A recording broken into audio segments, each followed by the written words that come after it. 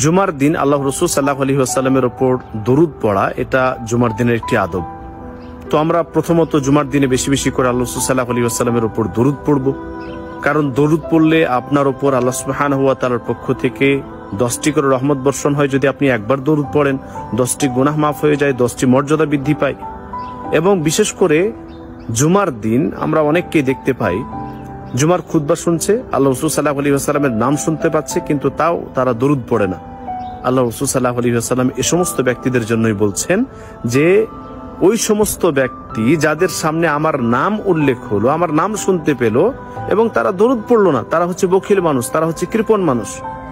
তো আপনি যখন জুমার খুতবা শুনছেন, কতবার যে আল্লাহ রাসূল সাল্লাল্লাহু আলাইহি ওয়াসাল্লামের নাম সেখানে উল্লেখ হচ্ছে, কতবার যে আপনার কানে আল্লাহ রাসূল সাল্লাল্লাহু আলাইহি ওয়াসাল্লামের নাম ভেসে আসছে, কেন আপনি আল্লাহ রাসূল সাল্লাল্লাহু আলাইহি ওয়াসাল্লামের উপর দরুদ পড়েন না? কমপক্ষে যখন আল্লাহ রাসূল সাল্লাল্লাহু আলাইহি ওয়াসাল্লামের নাম শুনতে পাবেন সাল্লাল্লাহু আলাইহি ওয়াসাল্লাম পড়ার চেষ্টা করবেন। আমভাবে আমরা দরুদ ইব্রাহিম পড়বো বা আল্লাহুম্মা সাল্লি ওয়া সাল্লিম আলা নাবিয়ানা মুহাম্মদ পড়বো, বা যে কোনো ভাবে আমরা দরুদ পড়বো। দরুদ তো এমনি সাধারণভাবে বেশি বেশি করে পড়ার চেষ্টা করবো, যাতে করে আমাদের উপর আল্লাহ সুবহানাহু ওয়া তাআলার রহমত বর্ষণ হয়। এবং যখন বিশেষ করে আল্লাহ রাসূল সাল্লাল্লাহু আলাইহি ওয়াসাল্লামের নাম শুনতে পাবো, অবশ্যই আমরা পড়ার চেষ্টা করবো। আল্লাহ তাআলা আমাদের সকলকেই তৌফিক দান করুন।